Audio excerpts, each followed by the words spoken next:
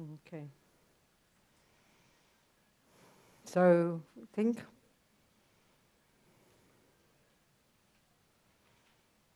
We're going to talk about Buddha's views of the world, Buddha's observations about how things exist.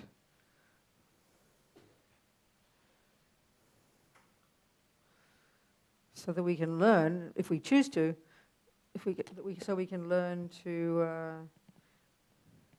make this our view, so we can become a Buddha too.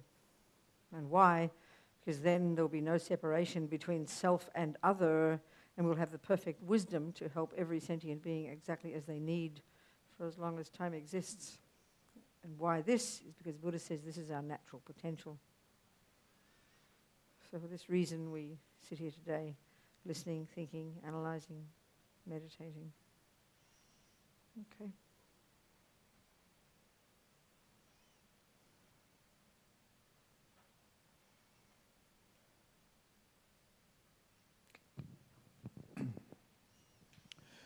Voy por refugio hasta alcanzar la iluminación, al Buda, al Dharma y a la Asamblea Suprema, por los méritos que acumule practicando la generosidad y demás perfecciones, que pueda obtener el estado de Buda para beneficiar a todos los seres. Voy por refugio hasta alcanzar la iluminación, al Buda, al Dharma y a la Asamblea Suprema, por los méritos que acumule practicando la generosidad y demás perfecciones, que pueda obtener el estado de Buda para beneficiar a todos los seres. Voy por refugio hasta alcanzar la iluminación, al Buda, al Dharma y a la Asamblea Suprema, por los méritos que acumule practicando la generosidad y demás perfecciones, que pueda obtener el estado de Buda para beneficiar a todos los seres.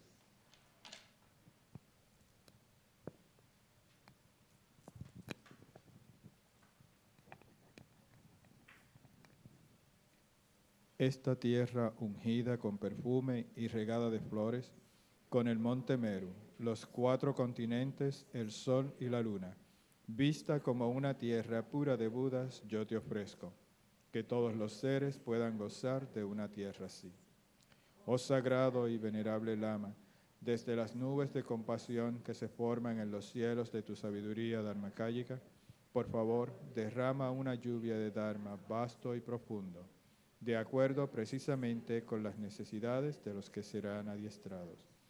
Idam Guru Rana Mandala Kanilyatayami.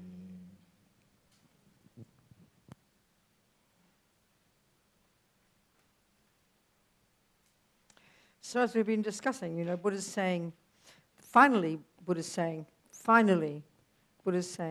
that everything, the way things exist is that they don't have an inherent nature. So those words for us, this is what we have to learn to understand.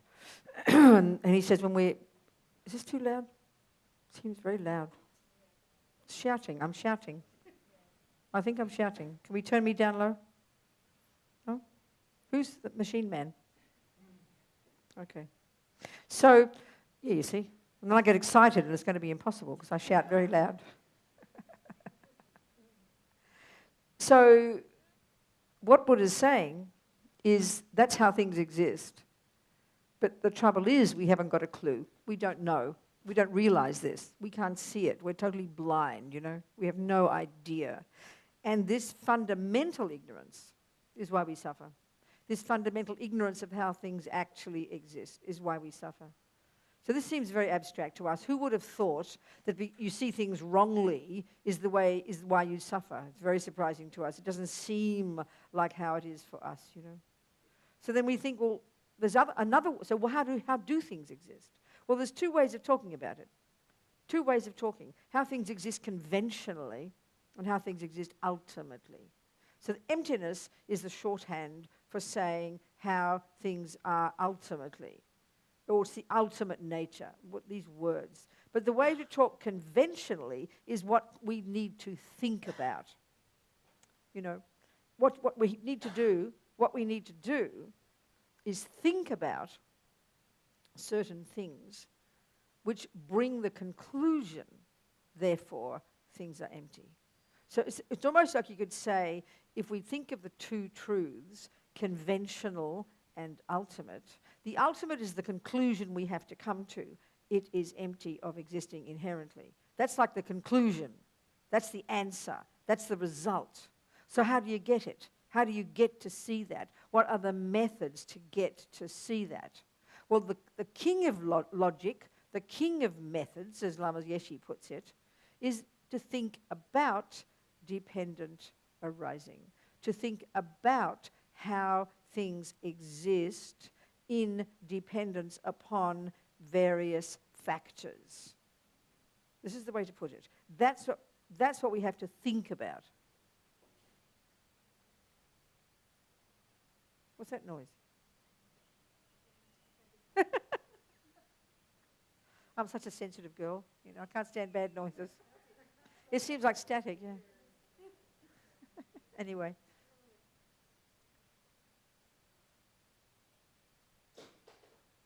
What is it?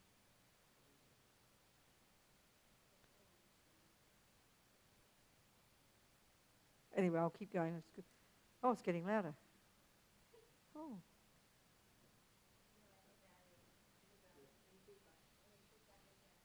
Oh. There we go. Okie doke.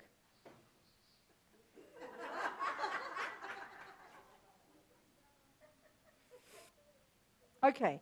So have you got this statement I just made?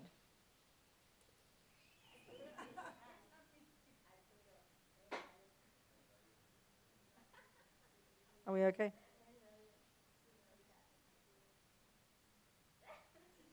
Are we okay? Oh, it's over here. He's making the noise.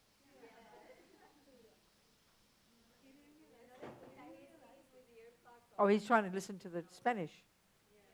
Oh, we have to give him another machine then. Give him another machine. Somebody lend him one. No? He needs the Spanish. Well, sweetheart, you're going to have to put up with my English, are you? You don't have a problem. Oh. Oh, sweetheart, what can we do? How are you going to manage? Will you manage with it? You're okay? Okay, good. All right. Okay. All right. So did you get that statement I made? Just now, the essence of it. Huh? Or were we too distracted? I'll repeat it. This is the entire point of everything. The Buddha's saying that things exist in a certain way and that we are ignorant of it. We don't realize it. This is what he means by this ignorance, which I'll explain a bit more. So we have to sort out, we have to fix that ignorance. We have to remove it from our mind. He says we don't understand how things exist. So there are two ways he puts how things exist. There's a way of describing how things exist conventionally. All the individual phenomena of this universe. And that's the categories in the Heart Sutra. Those different categories are covering all the things in the universe. And all Buddha's saying is everything has these two ways of existing. The conventional way, which has got its own particular characteristics, and then ultimately how it is empty of existing inherently. So emptiness and dependent arising. These are the two words, the shorthand that they use for the ultimate and the conventional way that things exist. Okay, so one way to say it is like it's as if emptiness, the ultimate, is the conclusion we are trying to get to. That's the thing we're trying to see. That's the thing we're trying to get. That's the thing we're trying to understand. So how we understand it, the method we use to understand it, is to think about how things exist conventionally. The shorthand for that is dependent arising. The king of logics, Lama Yeshe puts it, to prove emptiness. So in this sense, emptiness is the conclusion to come to. It's the conclusion you come to. The method you use to come to that conclusion is to think about dependent arising. That's the sentence I'm trying to get you to hear. things exist in both these ways. One is the flip side of the other. But the stuff we've got to use in our brain, the words we have to use to think through logically, are the words relating to dependent arising. This is the way things exist conventionally. So, there's different ways of presenting dependent arising, interdependence, how things exist in dependence upon this and that. And so the three are, the first one, as I mentioned, this is the best one, one of the tastiest ones to think about in relation to the object called I. Self, person, being, I. They're all referring to, in our case, a sentient being, a mind possessor, the Tibetan word, a mind possessor. And we are one of them. We're in the human category. There's animals, there's spirits, hell beings, gods, all kinds of sentient beings. So that's a category of types of phenomena. We are one of the categories, if you like. They don't talk like that in the Heart Sutra, except the 5 aggregates is a way of breaking up persons into 5, heaps. There are cups, there are tables. We can see the universe is full of countless different phenomena. So a really tasty way to think about dependent arising, to think about how I come into being and exist in dependence upon many, many, many, many, many, many, many countless causes. So the way the Lamas say it, the way the Buddhist view says it, is causes and conditions. So the seed, if you like, is a main cause for the flower. The water, the soil are the conditions. That's how they talk, The causes, the main causes, and then the conditions that all have to come together to produce a flower. So there are so many causes and conditions that have to come together to produce me, and indeed my experiences. So this is really clear how Buddha's saying that we're not in touch with reality. We're totally ignorant. We're really living in ignorance. And this is why we suffer. And of course, we're totally ignorant of the actual causes and conditions that produce me. Therefore, we will never see the emptiness of me, which is when we've liberated ourselves from suffering. So the thing we must do is think about those, from the Buddhist point of view, what are the causes and conditions that produce me and my experiences? This is the first level of dependent arising, how things come into existence in dependence upon causes and conditions. Well, we can talk about cups and tables and universes and carpets and knees and headaches and ears. They all are impermanent phenomena that come into existence in dependence upon various factors. Well, we get it right when it comes to knees and cups and toilets and tables. We're very good at this. We call that science. Although the trouble is, it doesn't help us see the emptiness of the table. So it doesn't help us. But when it comes to the object called I, we've lost the plot. We've never had the plot. So we're living in complete insanity when it comes to the object called I, which of course is the big deal. Like I say, it was the Hindus in this amazing investigation of the nature of an I, a self, an Atma, that Buddha then picked up and took and went in his own direction with, which is what we are using as our hypotheses right now in our way to live our lives, choosing Buddha's way of seeing things. So just this one alone is so empowering to stop so much of our daily rubbish and fears and confusion and suffering, to understand the cause and the conditions that produce me. And of course, Buddha calls that karma. So this word we use in such a mistaken way, in such a colloquial way, and very mistaken, even most Buddhists. It's just a word, it seems like, I don't know, speak Sanskrit, but he says it seems that the word means action. But the key The thing, what does karma, what does actions, the real one that is the point is the mind.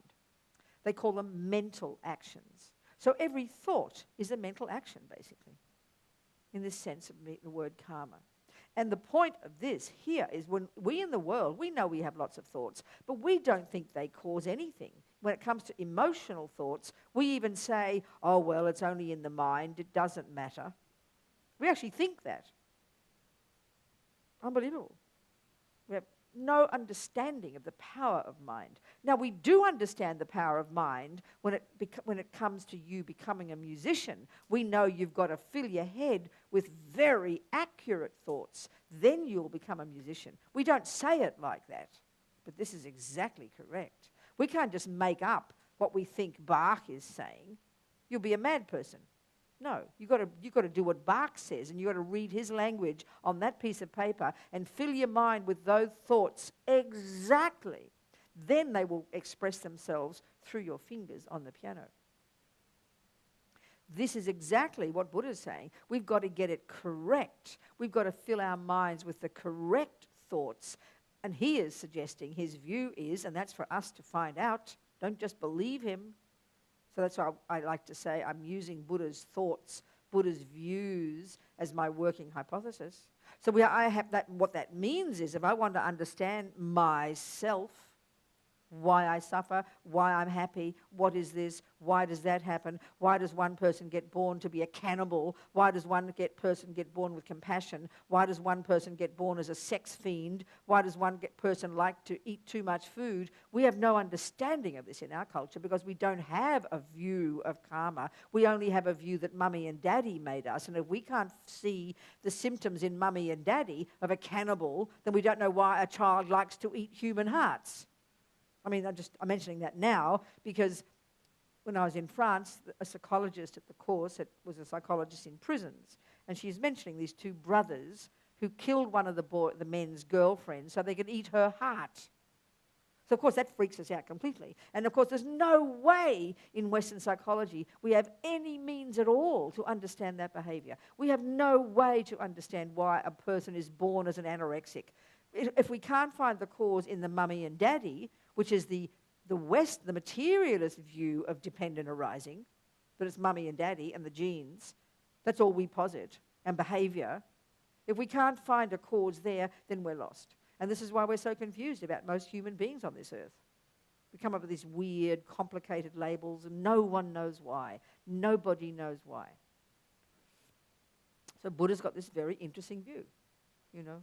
So first of all, you know, the nuts and bolts of karma demand an understanding of mind, the key player in the law of karma. This is the dependent arising of a person. This is why to think about karma is a powerful method to understand yourself more deeply. It's not rocket science.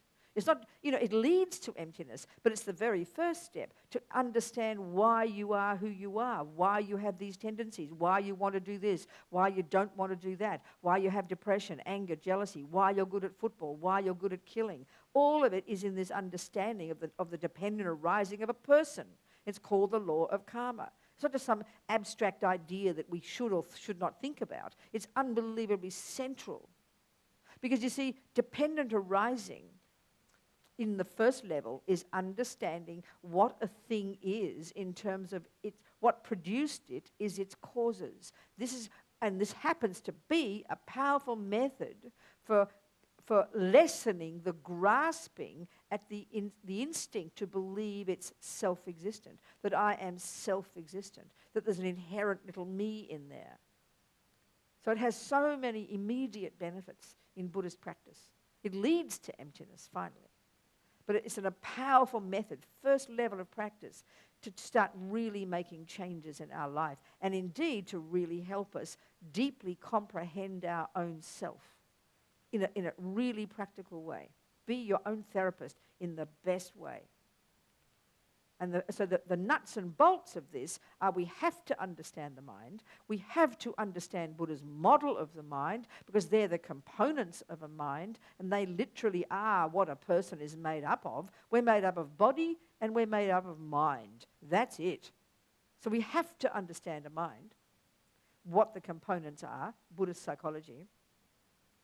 And we have to understand the law of karma, because this is what produced this mind in the shape it is at the moment, this person. And that just means understand what the mind did in the past to produce this present tendencies. Because one simple example of this law of karma, and Buddha says, yes, it's a natural law. He did not make it up. He's not speculating. He has observed it to be so, that the mind is not physical. The mind is a continuity of mental moments, and the mind is full of tendencies. Well, this is the simplest way of describing karma. What your personality is your tendencies. And what your tendencies are, guess what? They're a bunch of habits. And where'd you bring them from? From before. Not from your mummy and daddy. No. You didn't bring a single thing from your mother and father. You learned masses of things from your mother and father. But listen, I learned music from my mother. But everybody says, oh, Robina's good at music because mummy is a musician. Indeed, she was. No, not precisely true. It's missing a crucial point. If I did have a tendency to be good at music, it's because I practiced it before. That's all. And I had that tendency in my mind, and then I happened to have a mother who was also good at music. And why was she good at music? Because she had the tendency to play music. So then she taught me music because she could recognize I had a tendency. So I was a willing victim. I listened to every word she said, and I drank it up because I had the tendency. But she didn't give me music. And this is the hugest misconception that we have. And we can say it so easily. But it's a fine and incredible point to make.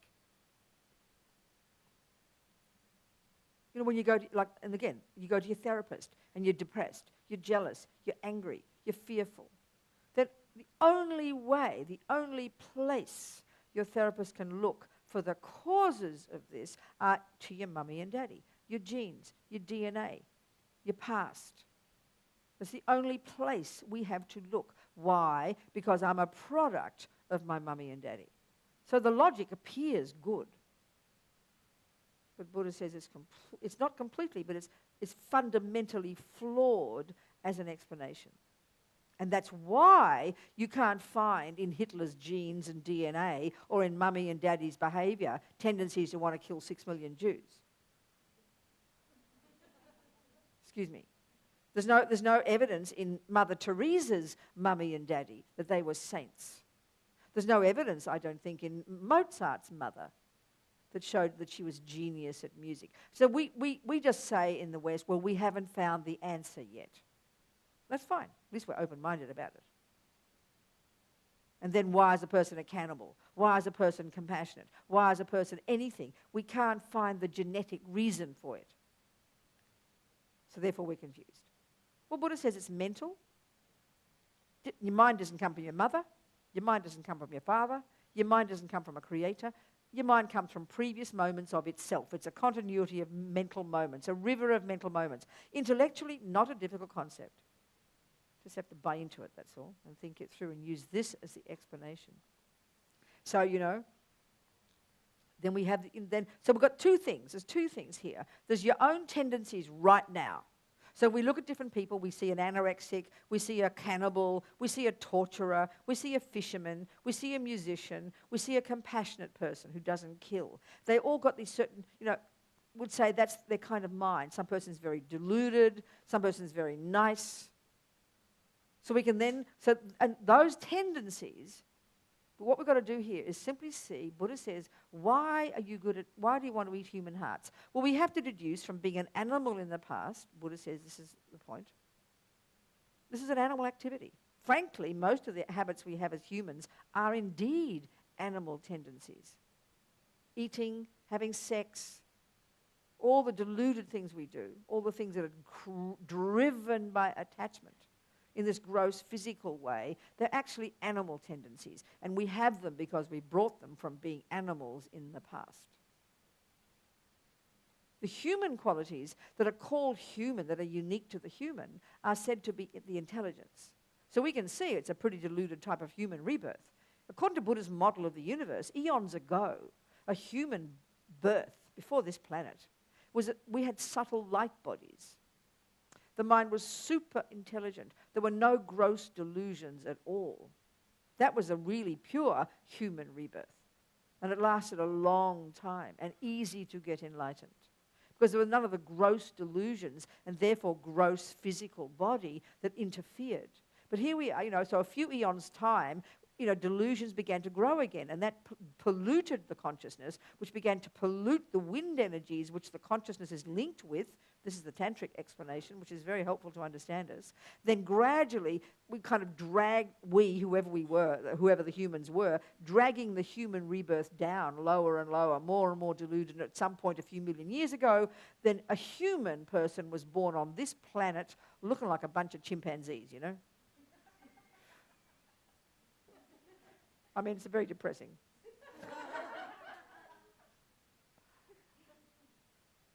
So all these, this is literally what Buddha would say.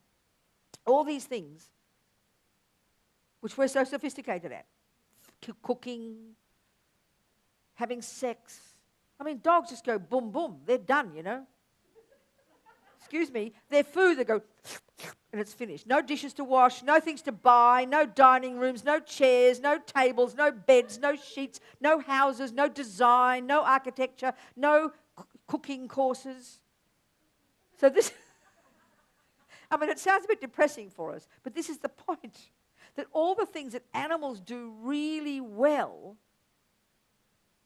because we're intelligent, the best we can do in our materialist world is be fancy cooks and have sex in a fancy way and design fancy beds to have our sex in.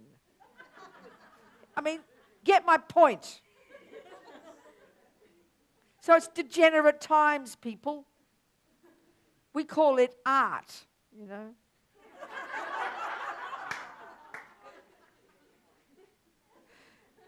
So we have to make them.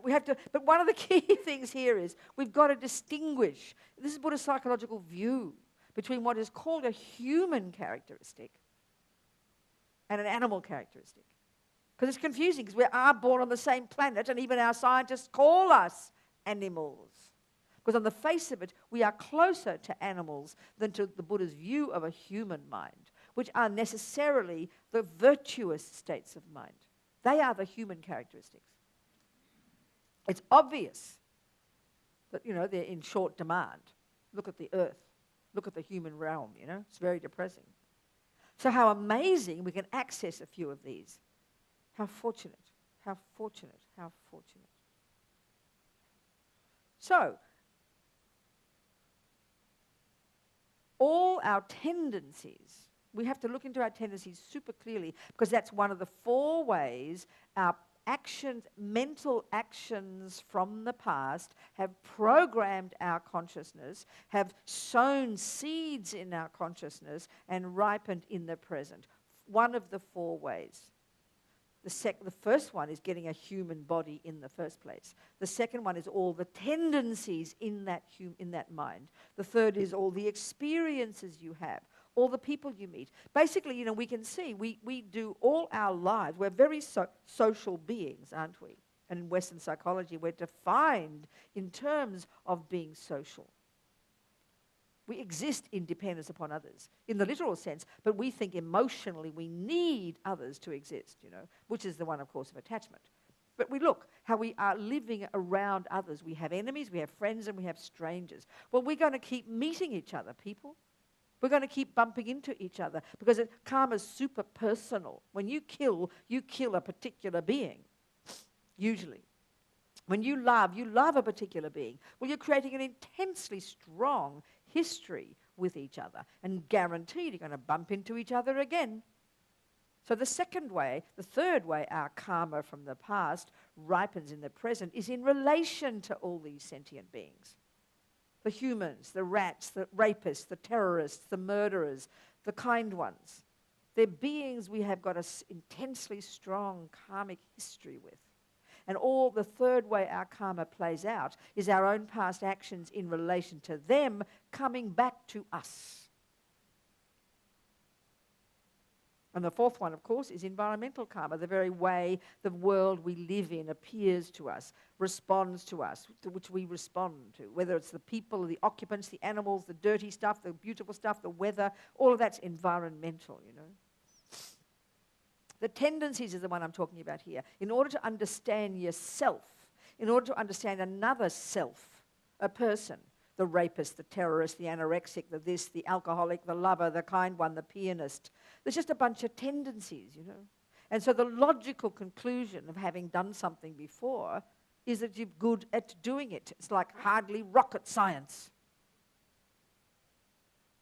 So Mozart, we can deduce. He practiced that kind of thing before, you know. We can deduce the person, like, you know, these, you read about, you know, I remember reading about these different, you know, people who like to eat human bodies, cannibals, you know, people who like to torture. It's not rocket science when you have the view of karma. Look at animals. They spend their lives, the wild ones, eating each other or being eaten, having sex, eating each other, ripping each other's guts out every day. But our trouble is we call it nature. We put the cameras up close and we bring the children in to look. So if two humans did this and you put the cameras up close and brought the children in to look, you'd be put in jail for cruelty. But we do this with animals. And the other fascinating thing about animals, it seems to me, if, you know, there's the mummy lion ripping the guts out of the buffalo for breakfast, and that's called nature. But, you know, if a human beats up a dog, you want to kill that human. You get so angry. Well, how come we don't get angry at the lion? It's so deluded, you know, because we're so sentimental about animals. We can't, any human who harms an animal, I mean, unbelievable. But no one minds if the lion does it to the buffalo. Oh, that's natural, we'll say. Well, it's natural for a mean person to harm somebody as well. It's called natural. There's no difference. So animals, it's the nightmarish realm to exist in. We've done this life countless times. And that's where we do most harm. Way more than humans. We're more clever as humans, you know. But animals, just the raw panic and fear. First of all, and this is why it's so important to understand this. The Buddhist view of the mind, Buddhist psychology, the model of the mind, this, you know, the hierarchy of the delusions in the category called negative states. All sentient beings who are in, you know, the ones in samsara, the ones who, when you're in samsara, you have this ego grasping, this ignorance, this marigpa, this primordial ignorance of how things exist, and at another level, ignorance of cause and effect. This is the root delusion. It gives rise to attachment, its main voice.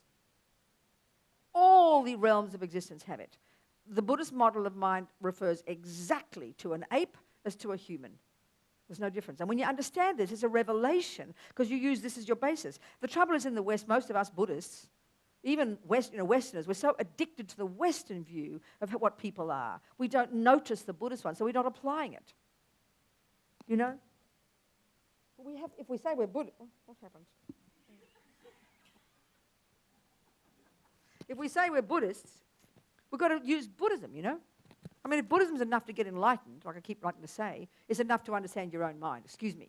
But we all think, oh, I've got to go to the doctor and be diagnosed as bipolar, or I'm an anorexic, or, you know, blah, blah, blah. It's just Western labels. They're fine, I'm not complaining. But use Buddhist labels.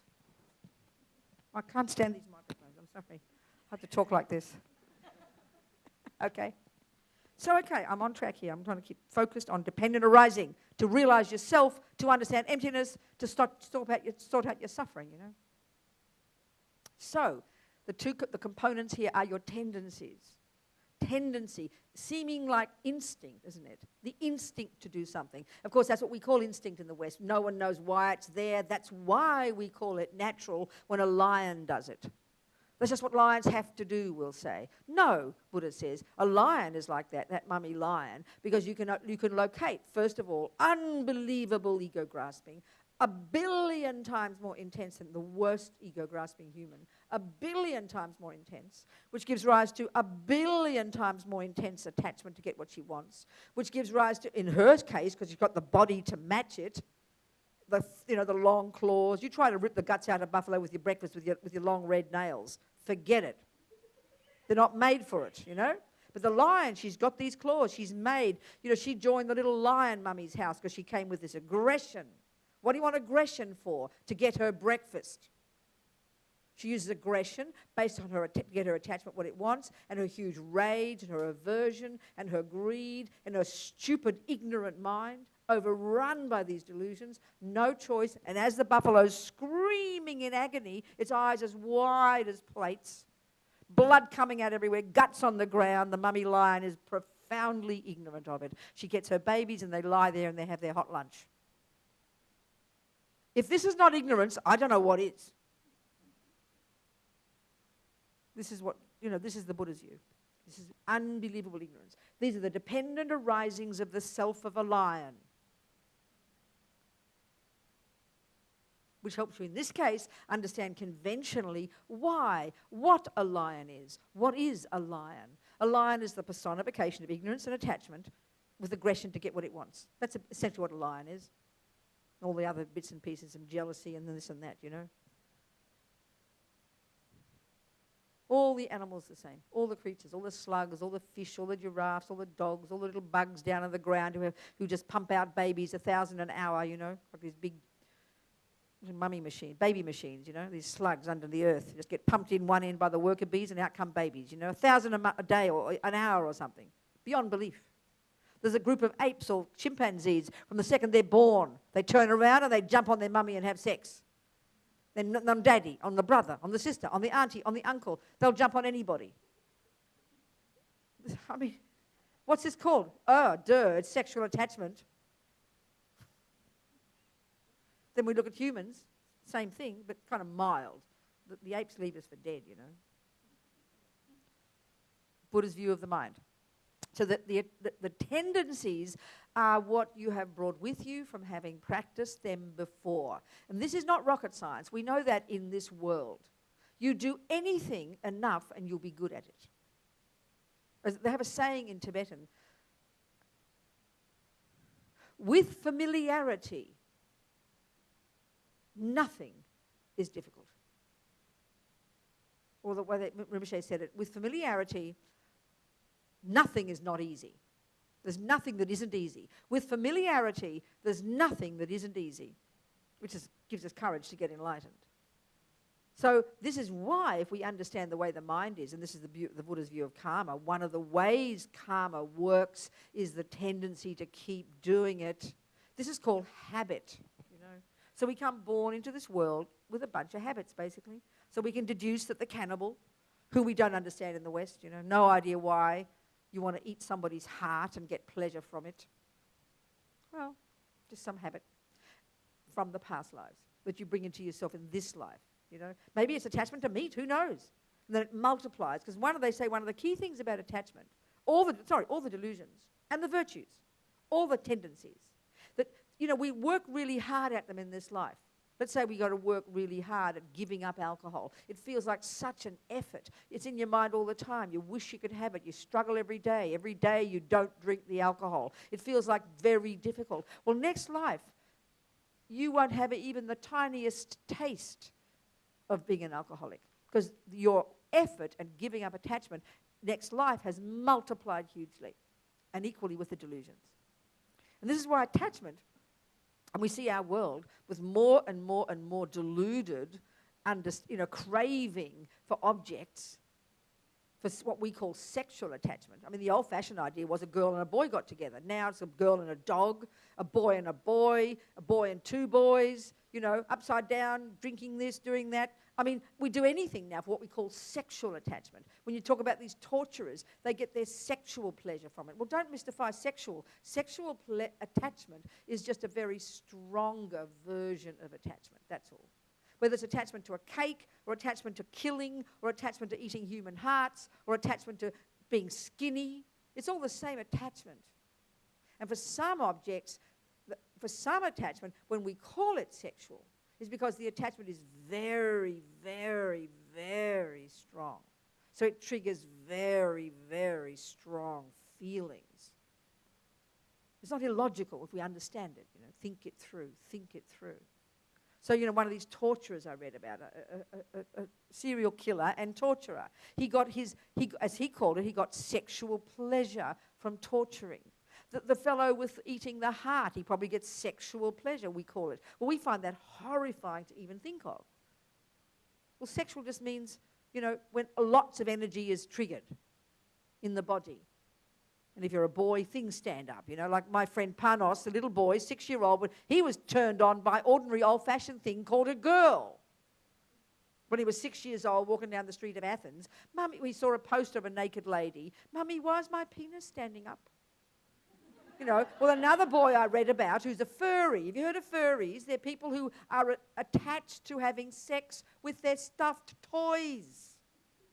You go buy a piece of cloth in the supermarket, you cut it into the shape of Mickey Mouse, you put little things on it and a mouth, and then your little thing stands up. This shows how we all make everything up. And why? Because of attachment to animals in the past life. So this life you get turned on sexually when you see an animal. He said when he was 6 and he'd go to the sports, he got turned on by the Mickey Mouse mascot, not the girls, Of course, we're confused about this in the West. Nobody knows why. Well, he's been attached to animals in the past, to cartoons and our toys and our pets. So back off from your pets, please. If you're going to have a pet, be kind to it, give it dharma, feed it, help it create merit, not just make your attachment happy. It's disgusting, Huh? Who said something? What? Good. Well, I'm saying give up attachment because you'll turn into a dog next life. We don't want that. This is how Buddha talks about karma. We make ourselves, we create our own reality. By understanding this, we understand ourselves. Eventually, it'll help us understand emptiness. So everything we think, Buddha says, leaves a seed in the mind that will ripen in the future as a tendency, an experience, or an environmental result. Not to mention the type of body you get, This is dependent arising for a person, for me. So when we can see, an anorexic, a terrorist, a fisherman, a kind person, a cannibal, a furry, we'll be able to think it through, logically, using Buddha's view of karma. Rather than just buying into the Western view, well, no one knows. It's obsessive this and compulsive that, They're just our words. Nothing wrong with them. Buddhas are fine too. They work for Buddha, become enlightened. I'm happy with that. Are we communicating here? Okay, good. So understanding karma explains to you how come you are who you are now, right now. Everything about you can work out. Like if you're an architect or an engineer or a builder, you can look at a building and you could go backwards and break it down into all its component parts and all the causes that had to come together to produce that building, couldn't you? If you're a cook, you could do the same because you know the causes of a cake. You could break it down. Well, that cake has this much, and I can tell the number of eggs, and it's got this much. So we have to do the same with a person. First, our person, and then we can see other persons. It is not rocket science. We can learn to understand them. Oh, they must have practiced attachment before. That's hardly not. Rather, what did their mother do to them, This is just a red herring.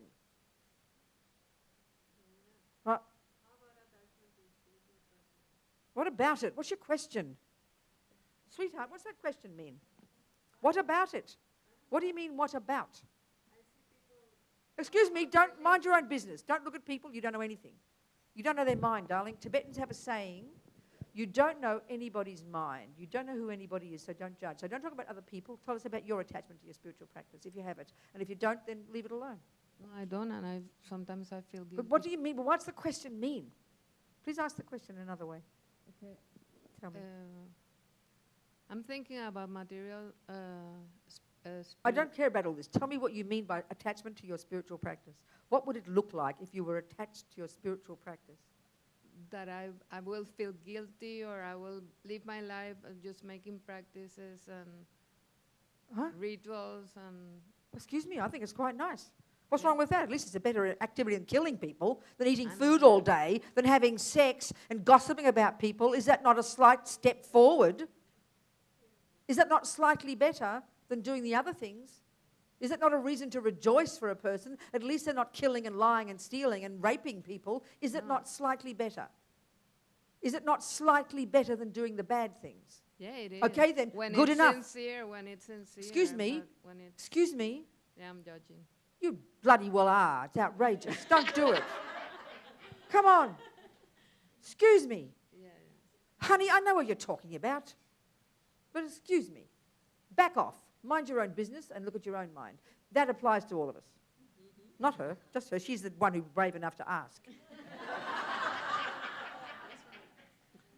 Listen, honey, it's obvious we can do things with attachment. We do. There's no question. And you're going to have attachment until you realize emptiness. So be humble and patient. At least you rejoice. Of course, people become, if you become fanatic about something that causes you to be self-centered, that's not Dharma practice, dear.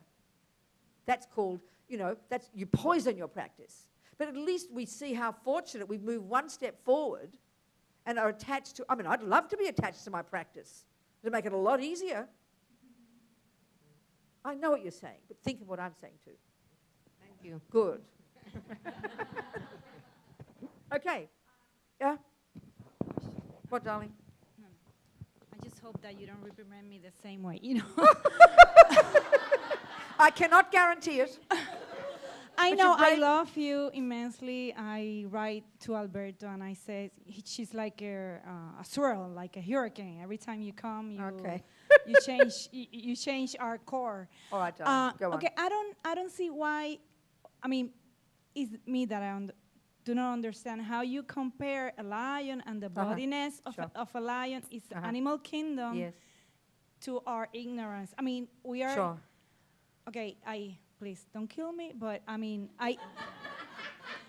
going to confess, I do yoga, I love Buddhism, but sometimes I guess, my protein level goes down and I feel like eating a piece of chicken, Darling, this is not the discussion we're having here. I don't care if you eat meat. That's not what we're talking about here. Okay, what so- we're trying to do, what's your Okay. name? Aidita? Aidita. Yes. ma'am. Aidita, sweetheart. What Thank we're you. doing here is trying to explain, I'm trying to show how Buddha's view of why sentient beings do things is very different from our materialist explanation of why sentient beings do things. So what I'm saying, the key point is that Buddhist psychology refers to all sentient beings. This is Buddha's point.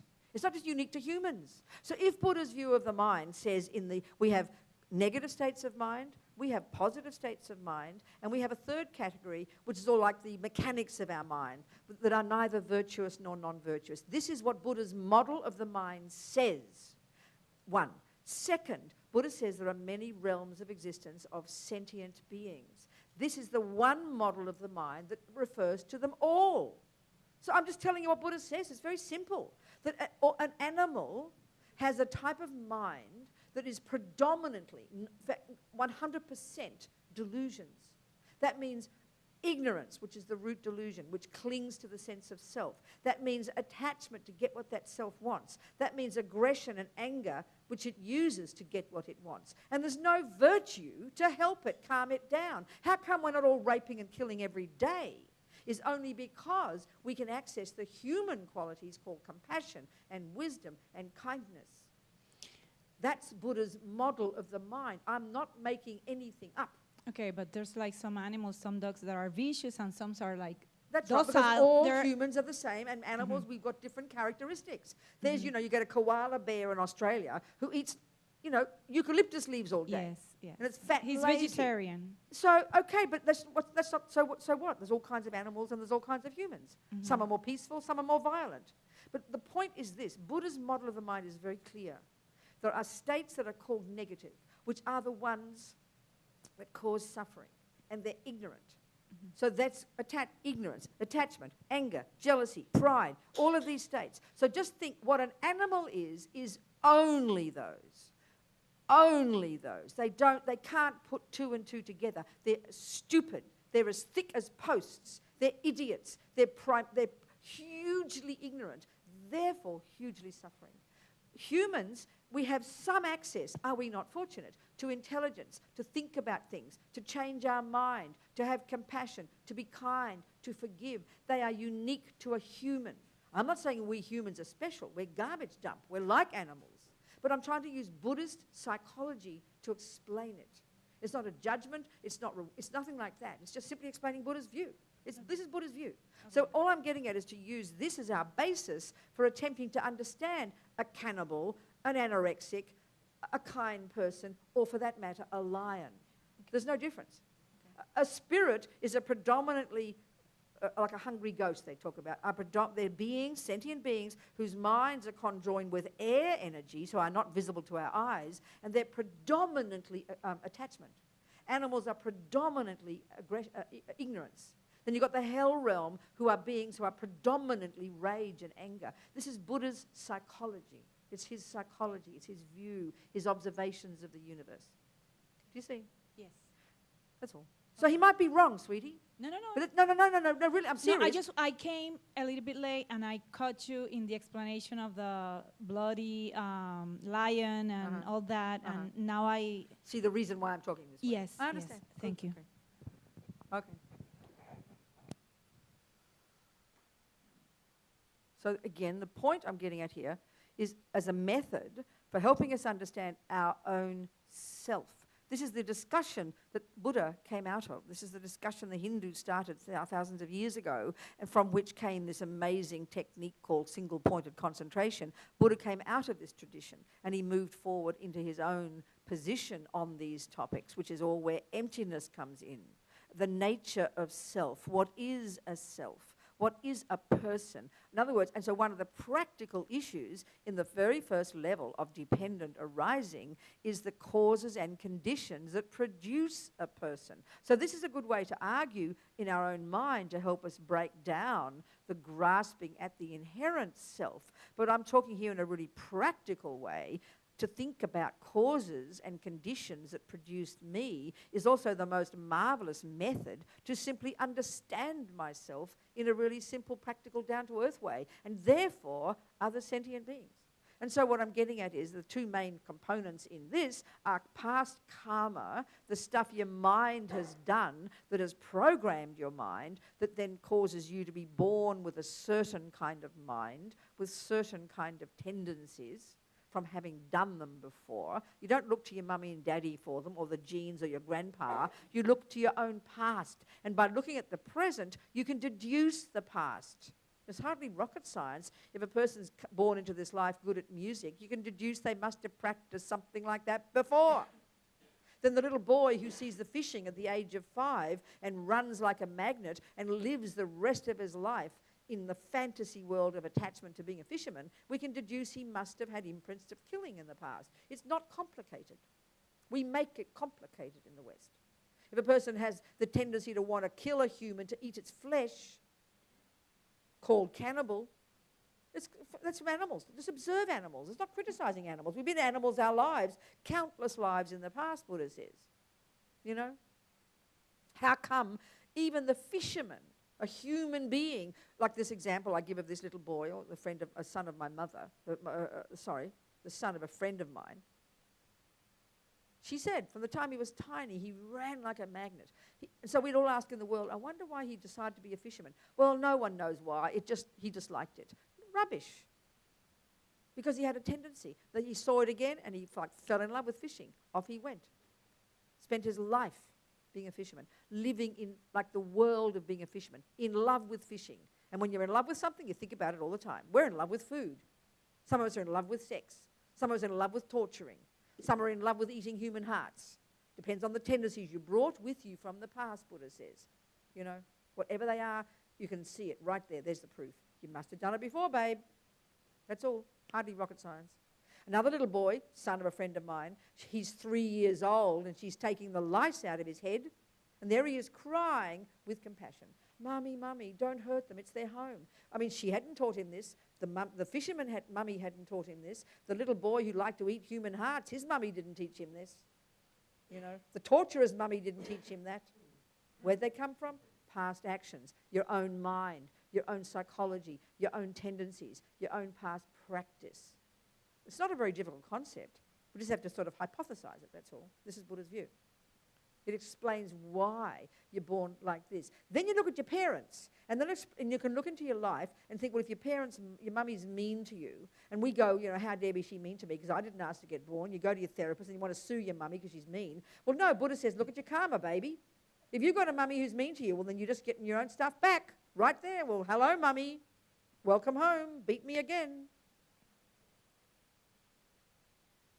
So whatever you meet out there, if they love you, if they hate you, they're kind to you, they give to you, they steal from you, if it's ugly, if it's beautiful, whatever it is, as Lama Zopa says, that's your karmic appearance. That's the fruit of your past actions. So we are the blame, yes, but for the good things too. There's this woman, because we always hear karma as bad, it's negative.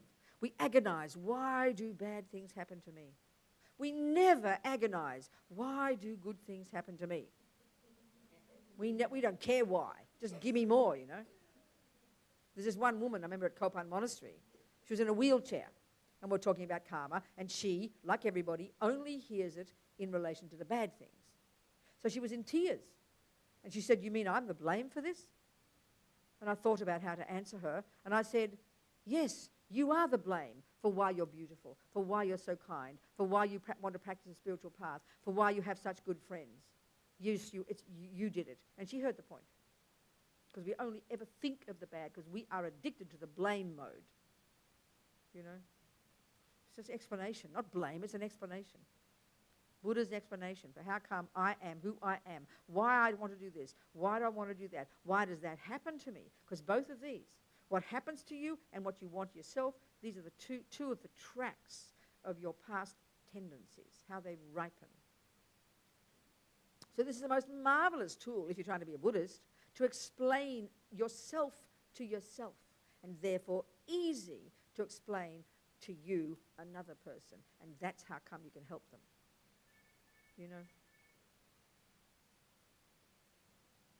Because you've got to know your own self first. Then you can help another. This is the dependent arising of I, And of course, slowly what it does is lessen the guilt, lessen the blame, lessen the attachment, lessen the anger, which are the consequences of the view that I'm an innocent victim who didn't ask to get born, which is the view of self-existence. So the consequence of all of thinking about karma is it loosens the grip of that self-pity, that ego, and you begin to slowly see, therefore, wow, there's no I from its own side, which is emptiness.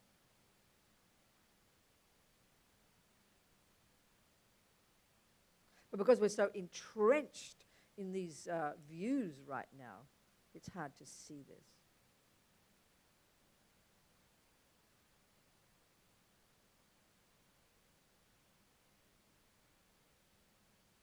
So we need to have the view of karma, just a few little bits. And Geshe Sopa, for 25 years, kindly taught it.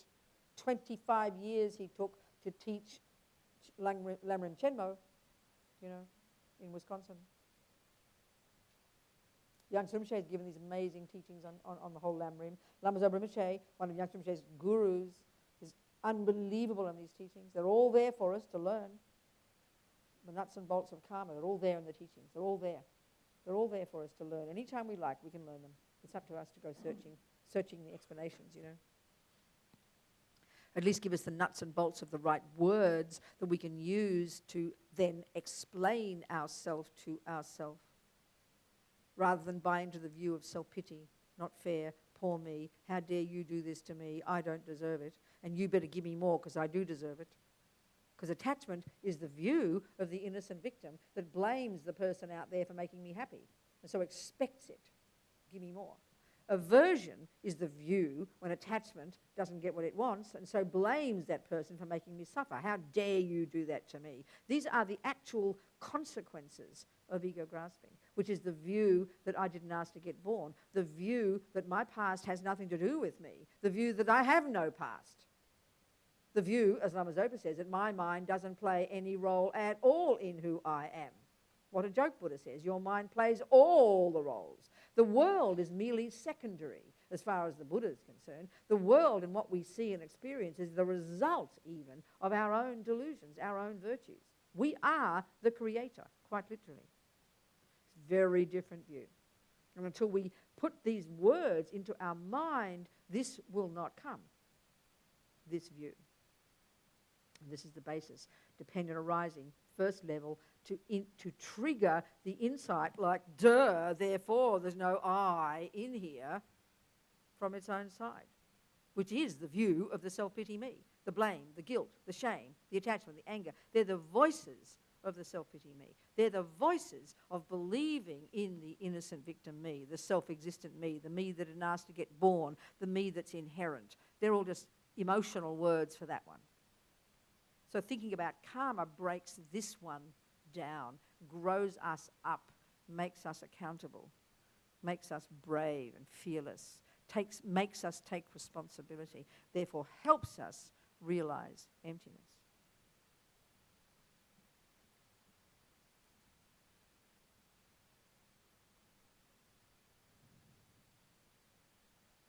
Now the second one, that there is no I that does exist, that doesn't depend upon its parts,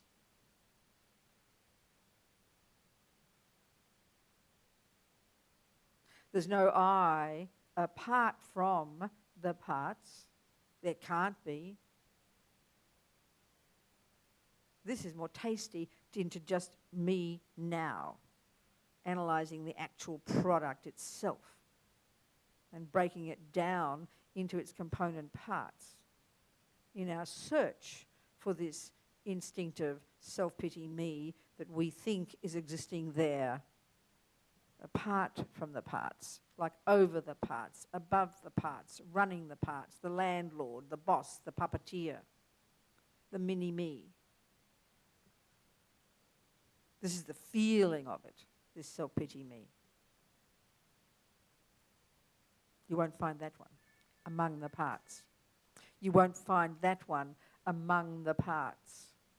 Because Buddha says it's very easy. If something does exist, it doesn't take long to find it. You work out your parameters of your search. This is in the Lam Rim. You know, the first step in the 4-part meditation on looking for the I, establishing the absence of the inherent I. The first step, the crucial step, is to identify what you think the I is. To identify, as they say, the object to be refuted. So you've got to, and this is the hardest part, they say. Once we've got this one clear, realizing the absence of it is falling off a log, is easy, it comes quickly. This step, this first one, is unbelievably difficult. This is the one that takes time. We can go looking for the I, but until we've established, which is the last stages of it, but they all depend upon success in the first step, which is being absolutely crystal clear about what you think the I is, which is the one you then have to search for using logic. But you can search till the cows come home. If you don't even know what you're searching for, you won't even notice if you find it. So it's useless searching if you don't even know what you're searching for. You don't even know what the object to be negated looks like. Then it's useless, wasting time to search for it. Like your search, your one, until you got the first one clear. So this one is amazing. To do this one well, and you'll hear it, implies already an incredible amount of inner work, an incredible amount of subdued body, speech, and mind, an understanding of the delusions, an understanding of the mind, the model, the Buddhist model of the mind. What is ignorance? What is attachment? What is anger? What is jealousy? What is love? What is compassion? Right now there's this big soup of feelings. It's about the best we can do is say, I feel something. We haven't got a clue to go further. We don't know how to articulate what even a delusion is. So it's not possible to do this step, which is taught in the 6 perfections of the Bodhisattva at the level of the Bodhisattva path. The Pabonka says the easier method But for us, so advanced, because we can't even do the first step, which is get clear in our mind, crystal clear, a clear picture in our mind of precisely how how the neurotic, how the self-existent I appears to our mind. This already takes so much work. But we don't even know how to distinguish one bit of our mind from another, so there's no way we can do this one. So it's way too much. We can start, we can try, but we've got to get it clear. So one of the key problems here is this. The person who's ready to identify the object to be negated is a person who is so happy to be insulted, so happy to be punched in the nose, so glad when things go wrong, so happy when somebody runs in front of you on the motorway and you get a shock. That person's waiting for experiences like that because that's the perfect moment when the fantasy I rises like a sleeping lion and you're dying for the opportunity to grab it and observe how it appears to you. This is implied already because where it's taught is in the six perfections. It's too advanced for us because what happens with us? Because we're still caught up in the victim mind, still craving to be attached, craving to be loved, craving to be praised, craving to have lovely words, craving for good reputation, craving for nice comfort. The millisecond we don't get what we want, we're launching into not fair, how dare you did this, and already even the first second of those thoughts, you've missed the opportunity. The I will disappear. It's too late. So you've got to have a mind that's already so subdued that already can identify delusions from virtues that you are really familiar with from having studied the Dharma and having meditated. So keen and wanting the opportunity to grab the way the I appears, and the only time it comes is when you've been offended, upset, hurt, insulted. Or when attachment gets what it wants, when a good thing happens, that's when the sense of the I comes. And that's the perfect opportunity. So the millisecond that a person insults you, you're so happy, you can't wait. They wish you'd do it again. Say that again. I want to see my I, you know. Come on, please punch me again. No way. So forget trying to look for your I. You're looking for something you don't even know what it looks like. You just look forever, you'll never see it. Because you don't know what it is. You haven't identified the object to be negated. Are we communicating?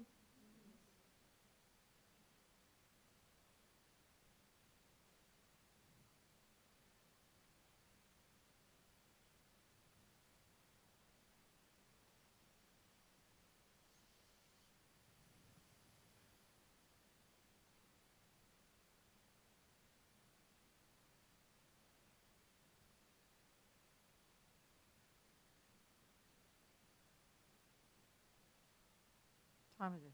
Only 3 o'clock? Good heavens. Yes, ask some questions now. Come on. Ask some questions. Question time.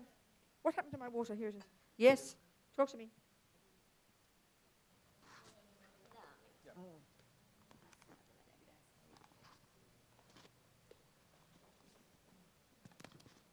Uh-huh.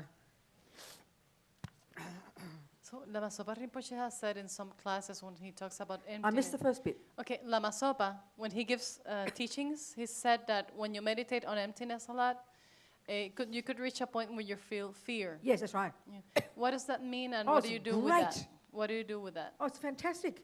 He says, okay, I'll tell you here. I'll quote you in here. He says, it's in your notes. If you bother to get your PDF and print it out, you'd see it. Yeah. I know, I am rude. I agree with you. I'm extremely rude. I don't know why you don't throw me out the door. It's true. I'm very rude. Well, maybe when I get very old, I'll get polite. Okay. Oh, wrong document. Anyway, I'll find it. You'll find it in your document. Yeah, he says there are two signs. First of all, he says it's really, you need to know the words, but that's not realizing emptiness, obviously. You know, I can say the word's also clever, but I sit here very happily grasping at my clever eye, you know. So the first sign, the lesser, the inferior indicator that you've got some understanding of emptiness is that incredible fear comes. Even better, the best one is that bliss comes, joy. Okay. So what to do with it is be delighted. What's he saying? It's on. Oh, the question. Huh? Can you hear me? She says there's 2 signs. Can you repeat them? The first sign of success is incredible fear. Even better than that, more advanced, is you have bliss. When you have a moment of seeing the absence of the fantasy I. So what to do with it? Okay, we all have fear. So we're not just talking about regular fear. It's fear that comes from a sound understanding of emptiness, a realization that there isn't one. You know it intellectually, and then you get a taste of it. So then if you're like that, you'll be happy that you've had it. It's like that story of Lama Tsongkhapa teaching his students, and he observes one of the monks when he's talking about emptiness. And he has this panic, and then he grabs onto his donka. And actually it's like slightly more. But he had fear. Oh my God, there's no I. And then he grabbed onto his donka, and Lama Tsongkhapa said that's actually when he realized subtle dependent arising, which is what you realize after emptiness. You realize what does exist. Then it calmed his fear down. So that would be a good way to deal with the fear. You realize dependent arising, which you do exist. It's okay. Because as Rinpoche says, you'll never, ever, ever, ever disappear. But if we don't understand this fear, and we have it anyway all kinds of time, which we do, it'll make us crazy, because we don't know how to deal with it. So that's ordinary fear. We have it all the time. You see what I'm saying? Okay. Does that answer? Yes. Okay. Thank you. I have another question. Yes. If dependent arising is the king of logic for understanding emptiness, is it enough to really understand this particular system of logic? Are there other systems? Should we study the other systems? I know, it's interesting. They say you have to learn so many. And there are many when you study the philosophy, as we know. But they always say that Tsongkhapa's trip is dependent arising. It's the main one. He wrote that blissful text in praise of dependent arising. Yeah. So they say it's the best one for the best minds, he says. There are all kinds of other logical arguments, like the single and the multiple, all these different ones. But this seems to be the one that mostly Tsongkhapa and Lama Zopa only ever talks about. He uses other arguments in there, to get you to sort of squeeze your brain to see. But dependent arising seems to be the one that's the true intent of the Buddha. It's because dependent arising is the meaning of emptiness, the closest one to emptiness. Okay. And then when you've realized emptiness, there's this example, then you realize subtle dependent arising, which is conventionally how things exist. Okay.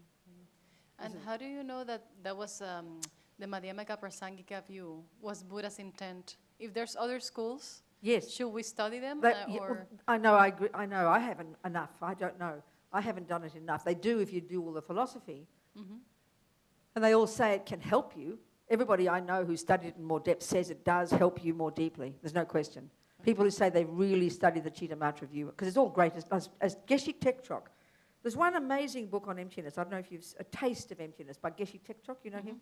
It's been Thupten Chodron who put it together, and he taught emptiness at Land of Medicine Buddha for a year or so, all from his own experience for Westerners. And it's the most marvelous book, using all these different logical arguments, showing all the different approaches to realizing emptiness. And Geshe Tekchok said, it is really important to do it in the long term, because these are from their greatest yogis. They're not just flakes, They're really, this is coming from deep thinking. So in the long term, it has to help you.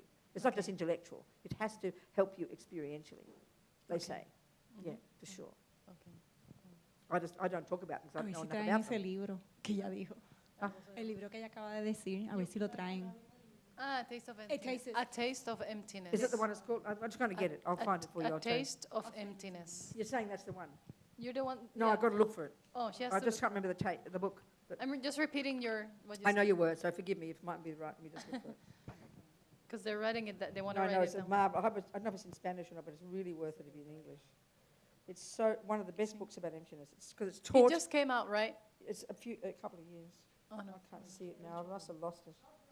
Thupten Chodron, and the author is Geshe Tekchok. You'll look it up. You'll see it easily enough. Maybe I got it in my Kindle and I haven't found it. This is my iBooks. I can't find it. I'll look for it here. I'll get it for you. Don't worry. Hang on. I think it's Taste of Emptiness. I'm asking Google. Google God. Geshe Tekchok. They all spell his name differently everywhere. Here it is, Taste of Emptiness, Geshe Tekchok. Let's see what it says. It's such a good book, so helpful. It's just taught, all from his own experience over the years, he presented all these different ways, which you normally don't see together, you know. They're usually coming from different traditions. They're just not coming. I don't know what happened to it. You'll find it. Rob, well, okay. I'll find it later and let you know. Okay. It's such a good book. In the break. Such a nice book. Yeah, I will. Exactly. So any other questions, people? Anything you're puzzled about you want me to clarify? Where? Yeah, I have a question. Oh, yes, good. Yeah. Sometimes our motivation is mostly, if you really are really realistic about it, our motivation is Hinayana That's right. most Totally. of the time, right? But we Well, just- not even Hinayana, it's samsara. Come on. Don't put yourself up there. Wow, not bad. Well, my motivation is the 8 worldly dharmas, baby, which is attachment. Yeah, exactly. So go on, then. So how do you become, how do you Okay. transform your motivation Okay. to become a Mahayana if most of Okay. the day you're Hinayana, Yes. you know, like... if This is we- where we have to remember the words. This is, look, okay. The first level of practice, as you're saying, Hinayana, is to control, this is the first level of the Lam Rim. You control your body and speech. You back off, you don't harm sentient beings, as well as don't stuff too much cake in and don't stuff too many girls in. You know, you calm your body and speech down because they're the ones that they're the ones that do the wishes of the attachment, aren't they? And that's why sentient beings harm each other and create heavy negative karma and go mad. So the first level of practice, because attachment is the main problem, you've got to calm down the body and the speech. That's already an amazing level of practice. There's no discussion about motivation there. You just back off, leave sentient beings alone. Leave the cake in the plate. You control your body and speech. That's the first one. Then you get a bit more brave and you go to the second scope, to high school, and now you study the mind. Now you get to the root of the problems, which is the delusions, in particular, attachment. And as Lama Zopa says, this is already amazing, as Lama Zopa says, you've got renunciation when just the thought of another moment of attachment is so disgusting, it's like using used toilet paper. Just one example. Okay? Just the thought of another moment of attachment. So that proves already so advanced, it's like a joke, isn't it? That's so advanced you can't believe it. You're so repulsed by attachment. Whereas at the moment, it's our default mode. We don't know anything else. It's so primordial. So, okay, even there, the job is to get meditation, to get concentration, and to control your body and speech, and that's the Hinayana approach.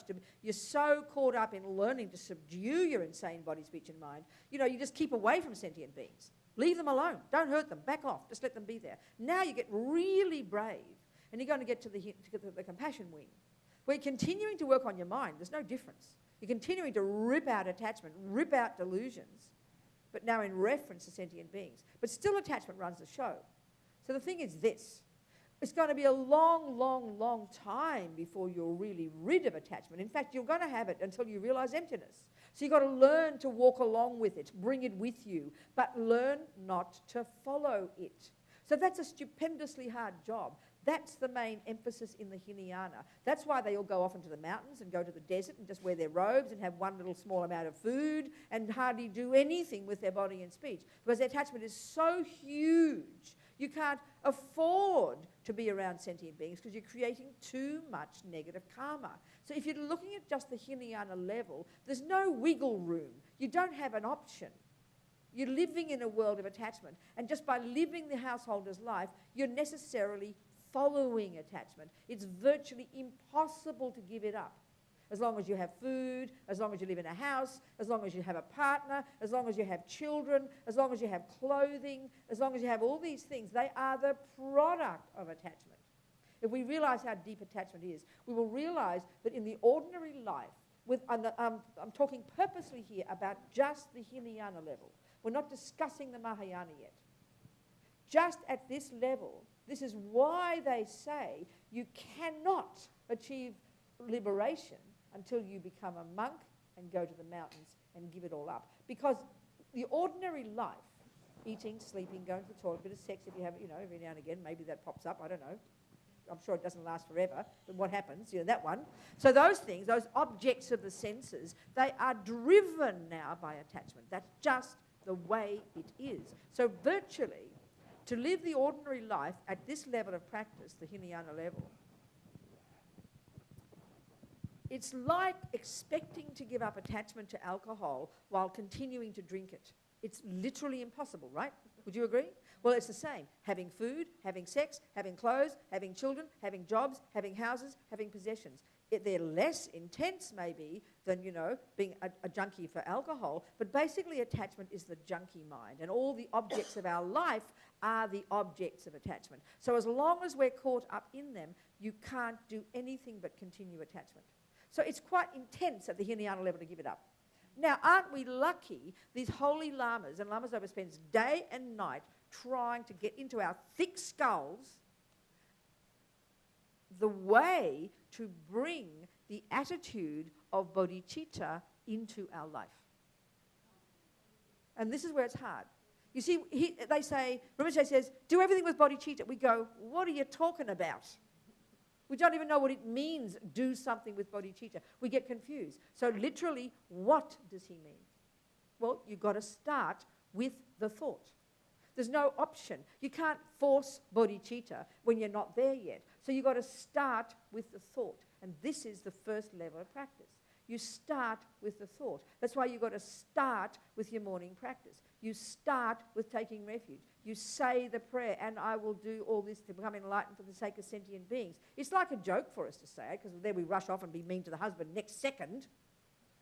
But it's okay. Don't put yourself down. When we understand karma, junior school, when we understand every thought leaves a seed, we will be so happy to say the words, I want to become a Buddha to benefit all sentient beings. You're not yet there, as ancient eons to come yet.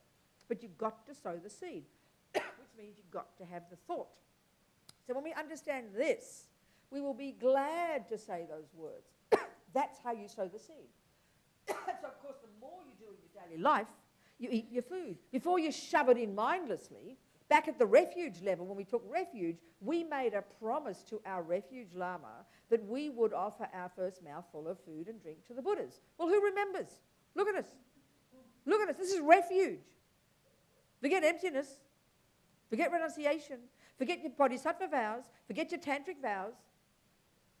I mean, look how hard it is, So we don't, so lamas, all the lamas, giving us these methods. Think like this, think like that. We go, think, what's that mean? Why should I think? Oh, I'm trying to get bodhicitta, get a big heart, We're confused. So we have the thoughts. So you've got to remember as much as you can. You think. Okay, I'd like to use this example. See if it makes sense. It helps my mind. I'm sure I've used this before. You go to Nepal, you go to the mountains, and apparently lots of people have cataracts, okay? That's what I've heard. So let's say you go there, you go, oh my God, look at those cataracts. That's called compassion. Then you go, the brave one, remember the brave attitude of compassion we talked about last week, the brave attitude, the bodhisattva compassion says, what can I do to help? So then you have to answer your own question, and you check, well, am I a surgeon? Well, no. So then I can't do much, can I? I'm not going to rush in with my scalpel without being a surgeon and try and cut out their cataracts. They will thank me for leaving their cataracts alone. So you just don't go, oh, well, too bad, I can't help, and walk away, do you? This is what we have to cultivate. This takes time. So you're going to say, well, you know what? I'm going to come back to San Juan. I'm going to go to the university. I'm going to join the surgeon club, and I'm going to, the surgeon course. It'll take me 7 years, and I'll become a surgeon so I can go to Nepal and help them cut out their cataracts. You got my idea so far? It's not rocket science. We understand this. Now, this is how you do it every day. So, surgeon equals Buddha. Cataracts equals suffering. So then you say, what you're going to do is, okay, the best way to become a surgeon would be to go to university, do the day courses, and then do the night courses. Wouldn't it be the quickest way? You do it in 2 years. No sleep, no food, just study 24 hours a day. You would become a surgeon quite quickly, would you agree? That would be the best. But we're not qualified, are we? We're too lazy. So then what do? You go home. You have to have a house. Your mummy takes you, maybe your husband looks after you. So you have your husband, you have the house. So you get up and you go to bed. Then you say to yourself, why am I going to bed? I'm going to bed so I can be healthy because I can't not go to bed yet. So I can go to school tomorrow and I can study, become a surgeon. Why? So I can help all the people with cataracts. And you remind yourself of what your goal is. So you go to sleep, then you wake up in the morning. Oh, hi. Oh, God, what a drag. Today's Monday. Oh, I'm so tired. Why am I awake? Why? Oh, I've got to go to school to become a surgeon. Why am I becoming a surgeon? So I can go to help people with the cataracts. So you leap out of bed. Then you're sitting there reading all your books. And people know you've been to Nepal. They know you've seen all these people. They say, look at you, lazy person, reading all those boring old medical books. Why aren't you up there helping the people with their cataracts? But I am. I'm studying to be a surgeon. Then you have lunch. Why are you having lunch? Oh, I've got to eat my lunch so I can become a surgeon, so I can be healthy, so I can go and help them with their cataracts. You can't get in the drift here. If you could go to university 24 hours a day, no sleep, no food, no sex, no drugs, best way to become a surgeon. Lama Zopa does it. Geshe Lama Konchog in the mountains, 24 hours a day, meditating in Vajrayogini's pure land, no food, no sleep, didn't need it. That's the best. But we're all thick as posts. We're too lazy and fat and miserable. We can't do it yet. But we can start with the thought. Are we communicating here? Yes. You just got to remember it. Of course, it's not very exciting. I mean, the thought of being a Buddha dependent on all sentient beings makes me tired. It's too much effort to even love one person. Are you kind of hearing we've got to be realistic. But we've got to kind of pump ourselves every day. So you've got to say the words. Why am I getting up? So I can keep working, become a Buddha, to benefit sentient beings. Why am I breathing? So I can keep breathing, living, so I can do this and do that, and so I can help eventually become a Buddha, so I can benefit sentient beings. And that will, and this is the point, this is the point, this is the point. That becomes the motivation for the action you do. Normally, if you don't think it, you go into bed, oh, I'm tired. That's called attachment. Normally, you eat. Why? Attachment. You have sex. Why? Attachment. You go to the movies. Why? Attachment. You don't go to the movies. Why? Attachment. Everything is driven naturally by attachment. And even not just that, food in its nature is a product of attachment. Being a surgeon is a bit better than being a gun maker maybe, but it's still mainly motivated by attachment, worldly concern, being seen as a high person instead of a low person. Most things in their nature are defined by being an action of attachment. So we are going to do those actions, being skillful bodhisattvas, but we simply pull out the attachment brick and we put in the bodhicitta brick. And this is how you practice doing everything with bodhicitta.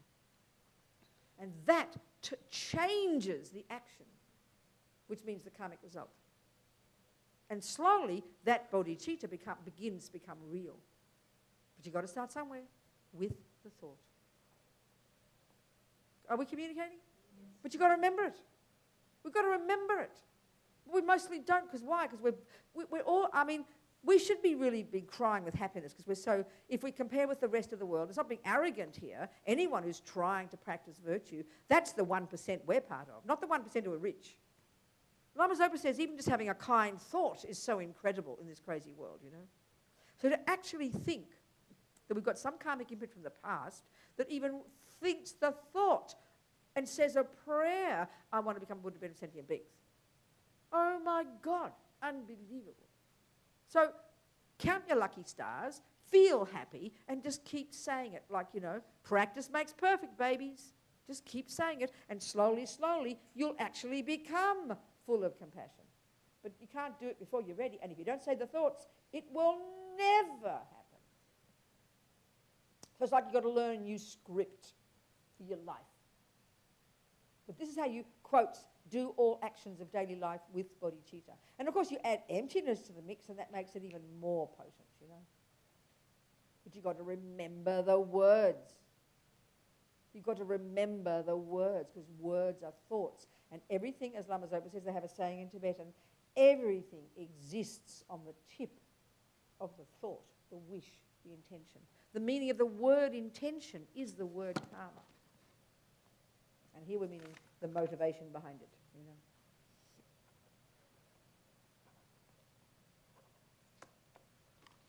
You just have to remember that's all. Slowly it happens. And then, of course, Of course. Every time you get up, you remember you're going to be a surgeon. Every time you eat, you remember you're doing it to become a surgeon. Every time you go to your boyfriend with the movies, you remember you're doing it so you can be relaxed, so you can go and be a good surgeon. You keep remembering this, then because your motivation gets more and more clear, and as you keep doing your surgery, 2 years, 3 years, you get more motivated because you get better at it, you're seeing the goal coming, you get more enthused, then you'll never get sidetracked, will you? Because if suddenly one day you forget to say, why am I eating so I can be a surgeon? Why am I sleeping so I can be a surgeon? If you forget you're going to be a surgeon, you'll take all the side roads, and before you know it, you're going to go off and be a cricketer or something. You'll forget. Well, you'll follow delusions instead. So you've got to remember. We've got to force our poor deluded samsaric minds into thinking differently. And slowly, as they say, as Rinpoche said, with familiarity, there's nothing that doesn't get easier. So it's hard work because we're motivated. We're just on autopilot of attachment right now. That's just how we are, you know. It's just the way we are. So don't beat yourself up for it. Just remind yourself every now and again. And then, of course, when you've got your lay vows, your refuge, your lay vows, your bodhisattva vows, your tantric vows, your commitments, when you have these and you know them well, then they will inform your life, you know. Unbelievable. So these tools are all there from the Bodhisattva path. Amazing tools that our lamas give us. We just have to use them, you know. You want a break now? Have a break. Okay. See you in a minute.